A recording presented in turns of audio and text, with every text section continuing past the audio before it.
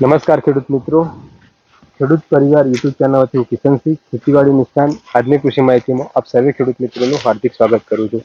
ખેડૂત મિત્રો, આજે આપણે એક એવા પ્રગતિશીલ ખેડૂતની મુલાકાતે આવ્યા છીએ કે જે 35 વીઘામાં સરગવાની ખેતી કરે છે. સરગવાની આપણે જનરલી વાત કરીએ તો સરગવાના લીધે લગભગ 300 પ્રકારના રોગ મટે છે અને સરગવાની ખેતીમાં આ ખેડૂત પોતે માર્કેટિંગ પણ જાતે કરે છે અને વેચાણ પણ બહારના રાજ્યોમાં કરે છે. તો આજની કૃષિ માહિતીમાં સ્ટેપ બાય સ્ટેપ સરગવાનું વાવેતર ક્યારે કરવું, જમીનની પસંદગી કેવી રીતે કરવું અને તેની માર્કેટિંગ કેવી રીતે કરવું, આ બધા ટોપિક વિશે આપણે આજની કૃષિ માહિતીમાં ચર્ચા કરીશું. તો તમે છેલ્લે સુધી જોડાયેલા રહેજો.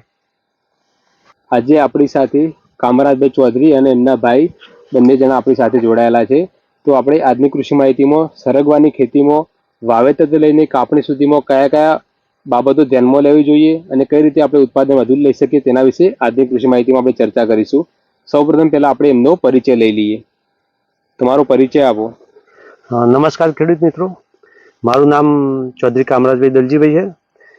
ગામ લુખાસણ, તાલુકો સિદ્ધપુર, જિલ્લો પાટણ. ઓકે, તો એમના ભાઈ છે એમનો પણ પરિચય લઈ લઈએ. મારું નામ ચૌધરી લક્ષ્મણભાઈ દલજીભાઈ, તાલુકો સિદ્ધપુર, જિલ્લો પાટણ, ગામ લુખાસણ. ઓકે, તો આ બંને ભાઈ ભેગા મળીને લગભગ 35 વીઘામાં સરગવાની ખેતી કરે છે અને સરગવાની ખેતીમાં પ્યોર પ્રાકૃતિક પદ્ધતિ એટલે કે ઓર્ગેનિક રીતે સરગવાની ખેતી કરે છે. તો પહેલા આપણે એમનો ફાર્મ વિશે થોડો પરિચય લઈએ. કામરાજભાઈ, તમારા ફાર્મ વિશે થોડી જાણકારી આપો. એટલે અમારું ફાર્મ લગભગ અમે 20 વર્ષથી આ ખેતી સાથે તો સંકળાયેલ છે. પહેલા તો શું દાડમની ખેતી કરેલી છે, અમે પપૈયાની કરતા, પણ આ સરગવાની ખેતી લગભગ 2003 થી હું કરું છું અને આજે લગભગ એના 22-23 વર્ષ જેવું થઈ ગયું. બરાબર. ત્યારથી અમે સરગવાના ખેતીમાં અનુભવ છે અને આ કરતા રહીએ છીએ. ઓકે, બરાબર. તો હવે આપણે આજની કૃષિ માહિતીમાં જે આપણો મેઇન ટોપિક છે કે સરગવાની ખેતીમાં ખેડૂતો કઈ કઈ બાબતો ધ્યાનમાં લેવી જોઈએ અને તેનું વાવેતર તેને કાપણી સુધીના કયા કયા મુદ્દાઓ ધ્યાનમાં લેવા જોઈએ, તો તેના વિશે આપણે આજે ભેગા થયા છીએ. તો એના વિશે આપણે વિગતવાર ચર્ચા કરીશું. તો આપણે કોઈ પણ પાક વાવીએ તો સૌથી પહેલો મુદ્દો આવે કે જમીનની પસંદગી. તો સરગવાની ખેતી જે પણ ખેડૂત મિત્રોને કરવી હોય તો એમને કેવી જમીન વધુ અનુકૂળ આવે? અને જમીન સરગવાના પાકના જમીન જેટલી હલકી હોય અને નિતાર શક્તિ સારી હોય, ઓકે, એ સૌથી સારી. પછી આપણી આ ઉત્તર ગુજરાતમાં ચીકણી જમીન કહી. બરાબર. તો ચીકણી જમીન ઓછી માફક આવે. જો એના વાવવું હોય તો તમારે શું છે કે એને પાળા બેડ બનાવવા પડે. બેડ બનાવીને તમે વાવો તો એને પાણીનો અને થળીએ પાણી ઓછું અડવું જોઈએ. બરાબર. પાણી ઓછું અડશે તો એનો વિકાસ સારો રહે. કાઠિયાવાડમાં જે ભારે જમીનને રેચક જમીન કહી. બરાબર. તો એ રેચક જમીનમાં આ એ ના થાય. આપણી અહીંયા ચીકણી જમીન, ભારે જમીન છે, એ ના થાય. તો જમીનની પસંદગીમાં જેટલી હલકી હોય, જેટલું પાણીનું નિતાર શક્તિ સારી હોય, એટલી જમીન અને સરગવાના માફક અનુકૂળ વધારે આવે છે. બરાબર. તો સરગવાની ખેતીને જનરલી રેતાળ અને જે પાણી સરળતાથી શોષી લે વધારે અનુકૂળ આવે છે. હવે આપણે પહેલા વાત કરી જમીનની પસંદગી વિશે. ત્યારબાદ આપણો બીજો ટોપિક આવે કે જમીનની તૈયારી કેવી રીતે કરવી જોઈએ સરગવાની ખેતી માટે? જમીનની તૈયારી તો શું છે કે પહેલા શરૂઆતમાં વાવેતર ના કર્યું હોય તો એને પલવ મારીને, ઓકે, પલવ મારીને અને ઉપર વાટા મારો તો ઢેપો બેપો ભાજી જોઈએ, જે પલવથી ઢેપો પડ્યો હોય તો. અને ઓરવીને કર્યું હોય, પિયત કરીને કર્યું હોય તો પલવ મારીને અને એને શું કે એને વાવેતર કરવું પડતું હોય છે. જમીન પહેલાથી પોચી કરીને વાવેતર કરો તો વિકાસ સારો થાય. બરાબર. તો આ વાત થઈ જમીનની તૈયારી અને જમીનની પસંદગી વિશે. ત્યારબાદ આપણા મનમાં એક પ્રશ્ન આવે કે સરગવાની ખેતીમાં બિયારણની પસંદગી એટલે કે કયું બિયારણ પસંદ કરવું જોઈએ? બિયારણ ઉપર તો મેન આધાર હોય છે. ઓકે, કારણ કે અમે પહેલા શું કે મલ્ટીપ્લેક્સ વાયેલું, બરાબર, પીકેમ વાયેલું. તો શરૂઆતના એક ખાધા વર્ષમાં તો તમને ઉત્પાદન સારું હાલશે, પણ ધીમે ધીમે ઘટાડો થઈ જાય. અને વસ્તુ કેવી છે કે દક્ષિણના રાજ્યોમાંથી પીકેમ 1 અને મલ્ટીપ્લેક્સ એથી આવેલું છે. તો આપણું ક્લાઇમેટ છે ને એ લગભગ 0 સુધી જતું હોય છે. બરાબર. ગઈ સાલ તો માઇનસ સુધી પહોંચ્યું હતું. અને જે એરંડાના પત્તા, જે કસ્ટર કે એરંડાના પત્તા દાજી ગયા હતા, અને ઉપર 48 ડિગ્રી સુધી હોય છે ઉપર. તો આપણી ક્લાઇમેટમાં જે સક્સેસ થયું, હું મારી ખુદની વેરાયટી પસંદગી કરી છે, સરગવા શક્તિ એનું નામ આપેલું છે. અને આ બે મારા ફાર્મમાં સરગવા શક્તિ જ વાયેલી છે. કારણ કે આગળ જે બધો બિયાણ વાયો તો ઉત્પાદન નતું મળતું, લાલ શેક થઈ જવાનો પ્રશ્ન રહેતો તો, કાળી કી કે લાલ કી, પછી જેવી જુઓ એવી ક્વોલિટી નથી, ઉત્પાદન ઘટી જાય, પહેલા વર્ષે આવે પછી ઉત્પાદન ઘટી જતું. તો પણ મેં ધીરે ધીરે મારી એક સરગવા શક્તિ વેરાયટી વિકસાવી અને એનું વાવેતર કરેલું છે મેં. બરાબર. તો આપણે બિયારણ પસંદગી થઈ ગઈ આપણી, એના પછી આવક સરગવાનું વાવેતર ક્યારે કરવું જોઈએ કે સારામાં સારું ઉત્પાદન માટે? સરગવાનું વાવેતર આમ તો માર્ચ મહિનાથી છેક જૂન સુધી થતું હોય છે. બરાબર. ગુજરાતની વાત કરું, કારણ કે આપણે જે આનો મેન તો ક્લાઇમેટ ઉપર, કારણ કે જો માર્ચ મહિનામાં જો ઠંડી વધારે હોય, ઠંડી એટલે કે જે ટેમ્પરેચર તમારું 30 ઉપર જાય, બરાબર, જો નીચું ટેમ્પરેચર તો ઉગાવાનો પ્રશ્ન મોટો રહે, કારણ કે ઉગ જ નહીં, બિયાણ ગમે જેવું છે ઉગ નહીં. ટેમ્પરેચર 30 થી 40 વચ્ચે આવે, બરાબર, રાતનું 30 અને દિવસનું 40, તો એ વખત ઉગાવો તમારો 100% થતો હોય છે. તો એવા સમયે તમે વાવેતર કરવો, વહેલું વાવેતર કરાય. બરાબર. તો આપણે આ વાત કરી ક્યારે વાવેતર કરવું જોઈએ. પછી આપણે વાત કરીએ તો જે પણ નવા ખેડૂત મિત્રોને સરગવાની ખેતી કરવી છે તો 1 એકરમાં એમને કેટલું બિયારણ જોવે અને કેટલા છોડ આવે? 1 એકરની વાત કરીએ તો પહેલા તો એની માપની વાત કરીએ તો 12 બાય 100 વાવેતર કરીએ તો 600 છોડ આવે એકરની. 6 ફૂટ. હા, 12 બાય 100. 10 બાય 8 કરીએ તો 550 છોડ જેવા આવે. બરાબર. પછી 10 બાય 100 કરીએ, 10 બાય 100 કરીએ તો એ 550, 10 બાય 10 કરીએ તો 450 છોડ એકરમાં આવતા હોય છે. બરાબર. એટલે જનરલી ખેડૂતો લગભગ 12 બાય 6 વધારે વાવે. 12 બાય 100 વધારે વાવેતર કરતા તો એ લગભગ 600 છોડ આવે. 1 એકરમાં લગભગ 40 ગુંઠામાં 600 છોડ આવે. ઓકે. તો સરગવાના વાવેતર પછી આપણે વાત કરીએ તો પિયત વ્યવસ્થાપન, કે પાણી ક્યારે આપવું જોઈએ અને પાણી ક્યારે ન આપવું જોઈએ? શરૂઆતના પેડમાં પાણી છે ને એની આ એકદમ નાજુક આવતો હોય છે છોડીનો, તો એને એવું હોય કે જે જમીનના ભેજ તમારે સાચવી રાખવાનો. જમીનના ભેજ જો પહેલા વાવેતર કરીએ એ વખત આપી દેવાનું, એ વખત જેટલું આપવું આપી દે, 2-3 કલાક આપો ચાલે. પછી 1 દિવસ ટાળીને પછી ત્રીજા દિવસે એને કલાક કયું આપવાનું, ડ્રીપ હોય તો શું હોય, જમીન ઉપર ભેજ રહે અને જે એની કોપરી ઉપર કડક ના થાય ને તો હરગવો 100% નીકળી જશે. અને જો પાણી ના આપો 2-3 દિવસ નીકળી જાય તો જમીન કડક થઈ જશે, તો છોડ ઉગવામાં પ્રશ્ન રહેશે અને છોડ ઉગી શકતા નથી, તો ઉગાવાનો પ્રશ્ન થોડો વધારે હોય છે. પછી જેને છૂટું પિયત આપતા હોય તો એમને કેટલા દિવસે અંતરે? છૂટા પિયતમાં શું નેક ઢાળિયા પદ્ધતિ કરતા હોય તો એ વચ્ચે નહીં વાવવાનું, એને સાઈડ ઉપર જો ભેજ જતો હોય એટલે વાવતા હોય. અને છૂટા પિયતમાં શું કહીને ભેજથી થતું હોય છે, તો એ 2 કે 3 પિયત આલે તો 10 દિવસે સરગવો નીકળતો હોય છે, 8 થી 10 દિવસે નીકળતો હોય, તો એ નીકળી જતો હોય છે. છૂટા પિયતમાં ભેજ જો ફક્ત એટલે જ આપણે જે કપાસ ચોપીએ છીએ ને એ સિસ્ટમથી ચોપવું હોય પડતું હોય છે. ઓકે. પછી આપણા સરગવાની ખેતીમાં એક અગત્યનું કામ છે કે આપણે પ્રુનિંગ એટલે કટિંગ ક્યારે કરવું જોઈએ અને શા માટે કરવું જોઈએ? જે તમે જે પ્રશ્ન કર્યો બહુ સરસ કર્યો. બરાબર. કારણ કે મેન છે આનું પુનિંગ. બરાબર. ખેડૂત ભૂલ ખાઈ જતો હોય ને તો એ પુનિંગમાં ખાઈ જાય છે. બરાબર. તો આનું જો પહેલા તો 2.5-1 ફૂટ થાય ને સીધો છોડ, એટલે પહેલી એની ઉપરથી ડૂંક લઈ લેવાનું, જેમ કપાસના આપણે ઘણા લોકો લેતા હોય છે, એરંડાને લેતા હોય છે. તો એ લેશો તો એની ડાળીની સંખ્યા વધશે, અને ડાળીની સંખ્યા વધશે તો થળિયું જાડું થશે. એ રીતે દરેક 2.5 ફૂટ જેવું દરેક ડાળી પછી એક તમે પહેલી પુનિંગ કર્યું તો 2 ડાળી નીકળશે. 2 ડાળીને ફેર પાછું 2.5 ફૂટનું થાય એટલે ફેર પાછું પુનિંગ કરવાનું, એટલે એની 4 નીકળે. એમ કરતા તમારા જે હાથ પોકે ને ત્યાં સુધી એનો 4 થી 5 પુનિંગ આવતો હોય છે. એ કરશો તો જ તમારો આનું રિઝલ્ટ સારું મળશે. ઓકે. ત્યારબાદ આપણે વાત કરીએ તો કોઈ પણ જેમ મનુષ્યને જીવન જીવવા માટે ખોરાકની જરૂર છે, એમ પાકના પણ ખોરાકની જરૂર પડે છે. એટલે આપણે ખાતર વ્યવસ્થાપન ક્યારે આપવું જોઈએ અને કેટલા પ્રમાણમાં આપવું જોઈએ એની વિશે થોડી આપણે ચર્ચા કરીએ. ખેડૂતોના પ્રશ્ન મેન હોય છે કે શું આપવું. તમે સરસ પ્રશ્ન કર્યો. બરાબર. કે ખેડૂતોના પ્રશ્ન કે અમે ખાતર કયું આલવું, શું કરવું. આજે ખેડૂતો એટલું કેમિકલ કરે છે. બરાબર. કેમિકલ થી નીચે કરતા હોય તો બરોબર છે, પણ ઉપર બી એટલો છંટકાવ કરે છે. તો આ ઉપર આ સરગવો એવો સેન્સિટિવ પાક છે કે કેમિકલ ખમી શકતો નથી.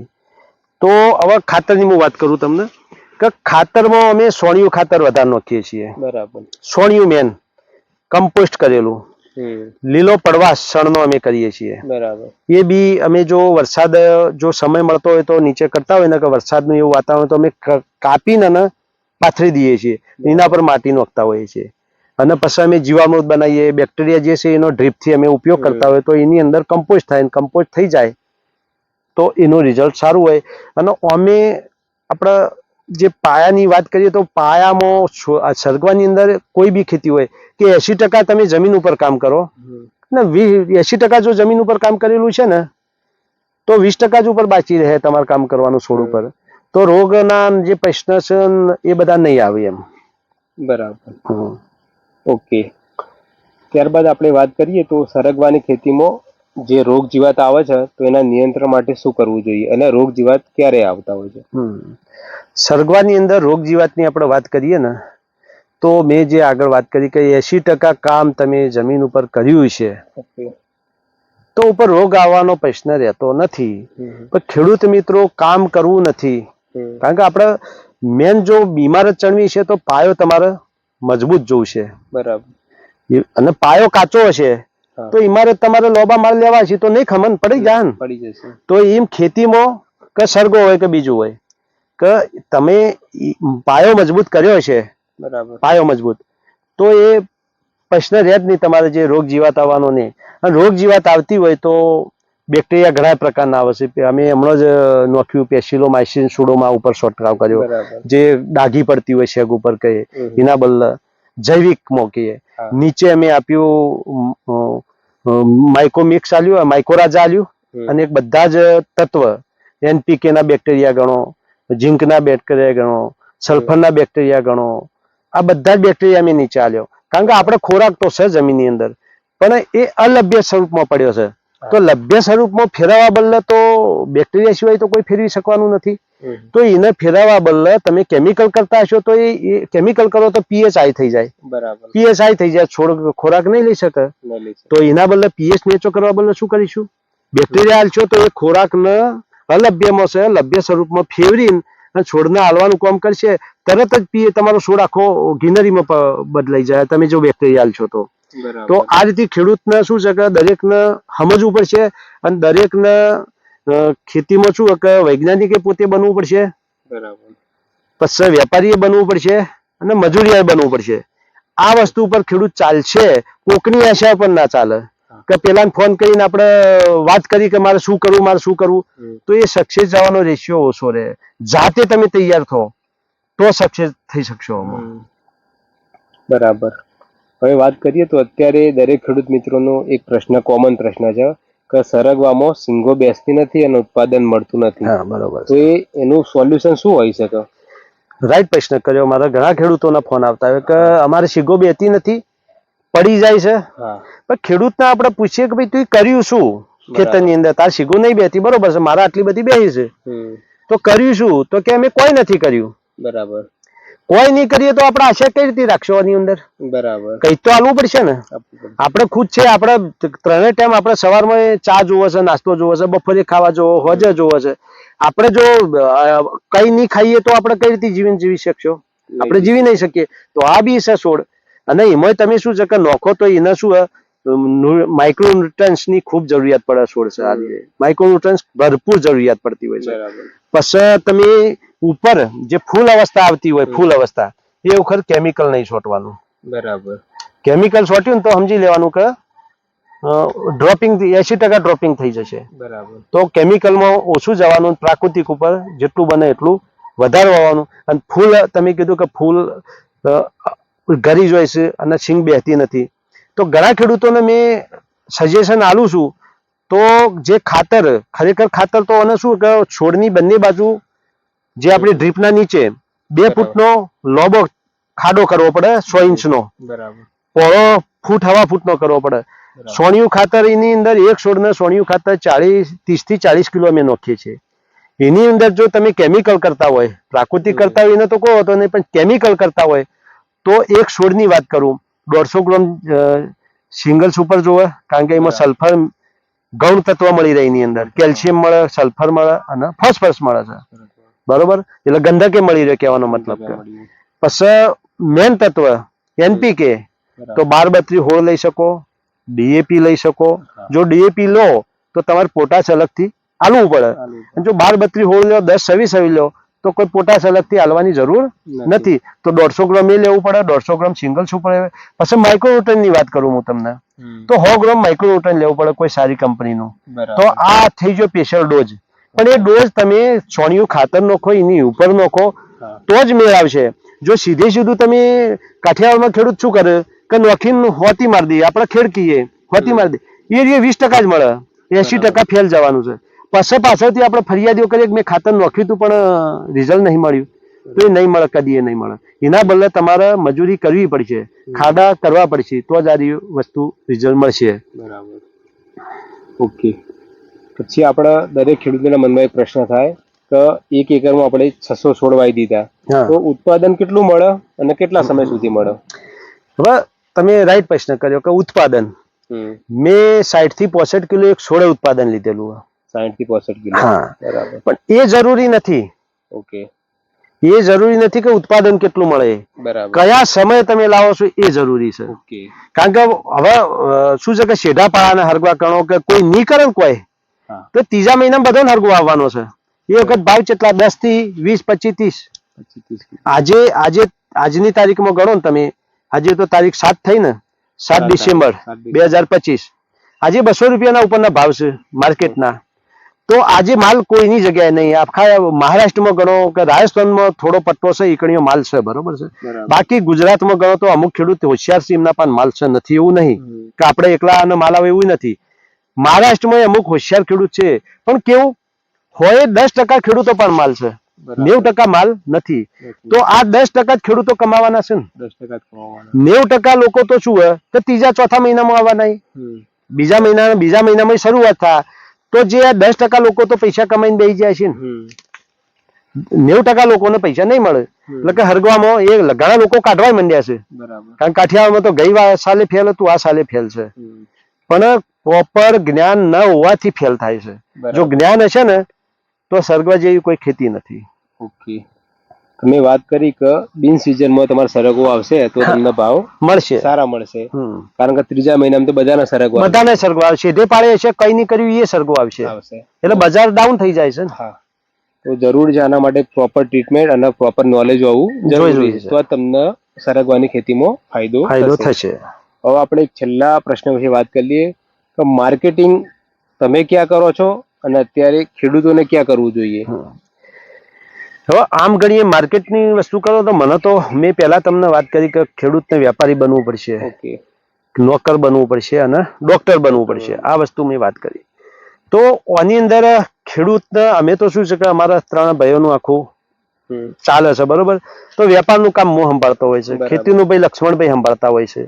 આ રીતે અમે ચાલતા હોય, કારણ કે એક હાથે તો તાળી પડતી નથી. તો હું બજારનું સંભાળતો હોય છે. કારણ કે આમાં વેપારની વાત કરીએ તો ગુજરાતની અંદર હરગવો એટલો બધો ખવાતો નથી, તો ભાવ ઓછા મળતા હોય છે. બરાબર. તો અમે શું રેલ મારફતે જતા હોઈએ છીએ. પછી અમે વધારે લોડિંગ થતું હોય તો ગાડી ભરતા હોઈએ છીએ. તો મહારાષ્ટ્ર છે, મહારાષ્ટ્રમાં ગણીએ તો નાગપુર છે, પછી બોમ્બે છે, સોલાપુર છે, નાસિક છે, ઘણો બધા સેન્ટર છે કે ચાલતું હોય. પછી બેંગ્લોર છાડ જઈએ તો ચેન્નઈ છે, બેંગ્લોર છે. પછી તેલંગામાં જઈએ, હૈદરાબાદ છે. કલકત્તામાં જઈએ તો આવડા માર્કેટ છે. એથી આગળ જો તો બાંગ્લાદેશની બોર્ડર છે. આ પછી ઉત્તરમાં ગણીએ તો દિલ્હી છે, ગાજીપુર છે, યુપીનું. આ બધા માર્કેટ છે ને એ સરગવા બદલે સારો નહીં, વધારે ખવાતો વધારે ઈકણીઓ છે, તો રેટ ઈ સારા મળી રહેતા હોય. તો આટલા સુધી ખેડૂતને જવું જરૂરી છે. પણ ખેડૂત જો સીધો રેલવેમાં છે, આમાં કોન્ટેક્ટ નહીં હોય ને, તો આ એક શાકભાજી બજાર છે, ઊંચા ભાવે હાલ છે અને પૈસા બધા લઈ જા. કારણ કે આ માર્કેટ એવું છે કે ચોર બજાર જ કહેવાય એમ ગણીએ તો. બરાબર. કારણ કે હોમો વેપારી કેવો છે, શું છે, આપણને ખબર નથી. તમારો સીધો કોન્ટેક્ટ છે, તમારે એના કોન્ટેક્ટમાં નહીં આવ્યો હોય, તમે 2-4 વર્ષથી કોન્ટેક્ટમાં હશો ને તો જ તમને એ પૈસા આવશે, ને કે પૈસા આવતા નથી. ઘણા વેપારીઓને ઘણા ફસાયેલા પૈસા પડ્યા છે કે વળતા લેવાય નહીં જઈ કહેતા. એટલે બહાર વેપાર કરવો એ કોઈ અઘરી વસ્તુ છે નહીં. બરાબર. એટલે કહેવાનો મતલબ એ છે કે ખેડૂતને પોતે વેપારી બનવું પડશે, હા. મજૂર બનવું પડશે અને ખેડૂત પણ બનવું પડશે. હા તો જ એ ખેતીમાંથી બે પૈસા કમાઈ કમાઈ શકશે. શકશે. પછી જનરેશનને શું સંદેશો આપવા માંગશો? યુવાન જનરેશન શું છે કે અત્યારે નોકરી પાછળ ભાગે છે, બરોબર, એ જરૂરી છે, નહીં જરૂરી નહીં આજના યુગ પ્રમાણે, પણ ના મળે બધાને તો મળવાની નથી ને, નથી મળવાની. બધાને તો નહીં મળવાની. અભ્યાસ કરવો જરૂરી છે, ભણવું જરૂરી છે આપણા જ્ઞાન બદલે, બરાબર. પણ પછી આવી આધુનિક ખેતી બી કરી શકે અને નોકરી કરતા આગળ આમાં પૈસા મળી શકે એવું. એ ક્યારે મળશે? તમને નોલેજ પૂરું હશે તો મળશે. ખાલી ખેતી કરવા ખાતર કરશો અને કે ભાઈ મને નથી મળતા તો નહીં મળે.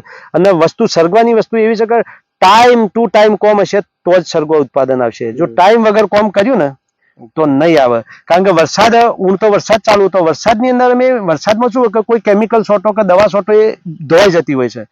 અમે બેક્ટેરિયા છોટે જતા, વરસાદ ચાલુ માં બેક્ટેરિયા ચાલુ હતા. બેક્ટેરિયા જેટલો વરસાદ આવે ને બેક્ટેરિયા છોડતો તો એનું રિઝલ્ટ જોરદાર આવતું હોય. તો વરસાદ ચાલુ હોય એ વખત ખેડૂત મિત્રોને કે ભાઈ બેક્ટેરિયા તમે છોટો, અને બેક્ટેરિયા છોટશો તો ઉપરથી એવા વાતાવરણમાં બેક્ટેરિયા વધશે તો તમારું રિઝલ્ટ એકદમ સુપર સેટ મળશે. કારણ કે જે આવું વરસાદ થયો એમાં પત્તો ગરવાનો ખૂબ પ્રશ્ન રહ્યો અને છોડ એકલા લકડા થઈ ગયો.